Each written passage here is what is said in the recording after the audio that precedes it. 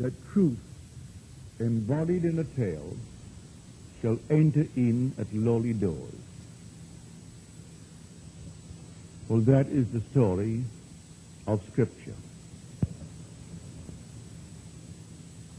The Old Testament is a prophetic blueprint of the story of Jesus. A prophet's vision is foreshortened, and they see as present what really is the future. So we open the book of the Old Testament, and here you're looking at a prophecy. It's not history, not secular history. It's a prophecy. But man is not aware of it. There's a rabbinical principle which states that what is not written in Scripture is non-existent. The story of Jesus follows this principle. But as the poet said, it's embodied in a tale, that it may enter in at lowly doors. So you and I hear the story like a little tale. Now listen to these words. They are from the end of Luke, the 24th chapter, the last chapter of Luke. He had just explained Scripture, beginning with the law of Moses and all the prophets and the Psalms. He interpreted to them in all the Scriptures the things concerning himself. And then they say to each other, did not our hearts burn within us while he opened to us the Scriptures? And their eyes were opened, and they recognized him, and he vanished out of their sight.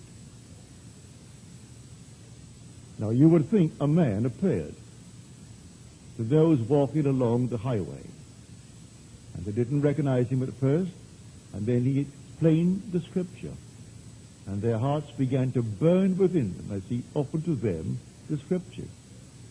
And then their eyes were opened, they recognized him, and he vanished out of sight.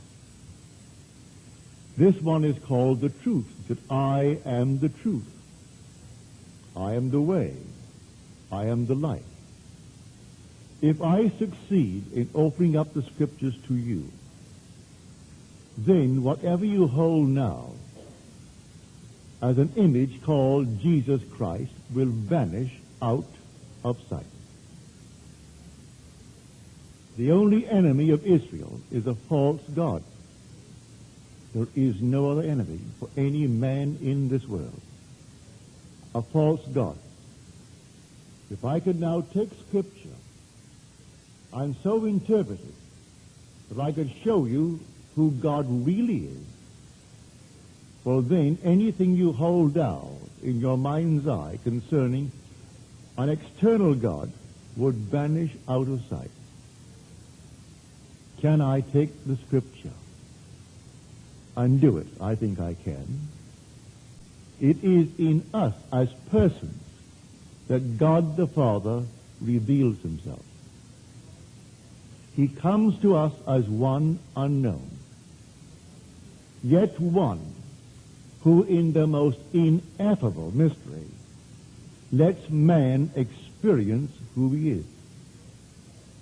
When we experience who he is, all false gods vanish. For in that experience we discover we are the Lord. And there is a definite way for the discovery, a definite plan. The whole thing was planned before that the world was. But we are children in this world of darkness.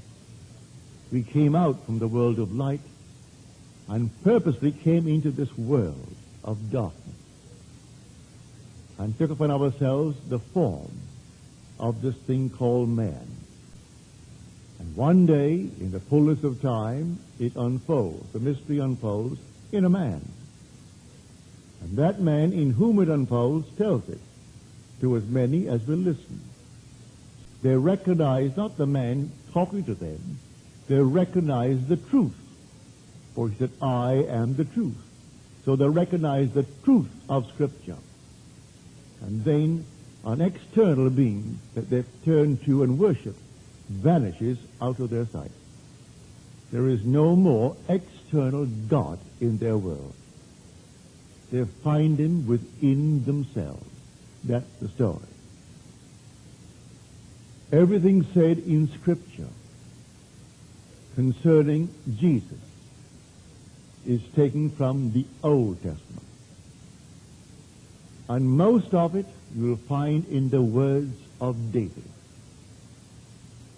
Now let us take a look in the 10th chapter of the Epistle to the Hebrews.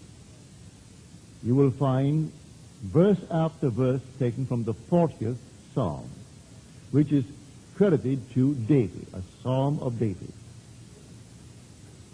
In the volume of the book, it is all about me. That's what David is saying. I delight to do thy will, O my God. These same words are used in the 10th chapter of the Epistle to the Hebrews concerning Jesus. He said, I have come to do the will of him who sent me. That's my food, just to do the will and to accomplish the work he gave me to do.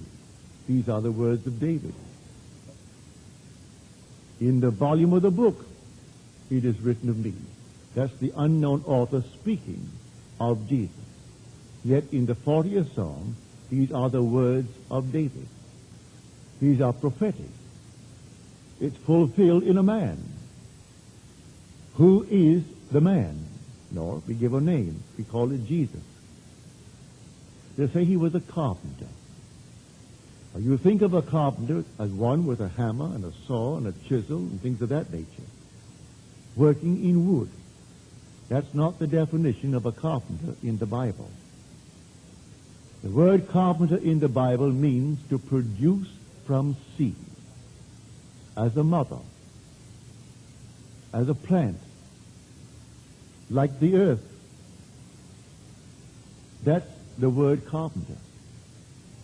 To bring forth, to be born, to be in travail, to be delivered. The time has come for this thing to be born, that seed. That was the seed of God. And now it unfolds within a man. That man in whom it unfolds tells what happened to him. He relates his own experience. For truth embodied in a tale shall enter in at lowly doors. So they heard it as I heard it, as you heard it.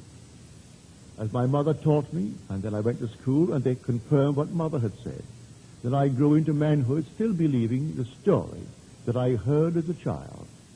Until one day, in the fullness of time, the story erupted in me. And then I knew who Jesus is. Then and only then did I really know who God is. And I am telling you, it will erupt in you. And then the God you know, if you still hold him, that is external to yourself, will vanish out of sight. You can no longer turn to an external God and pray to an external God when that which is in you unfolds like a flower. And it's you.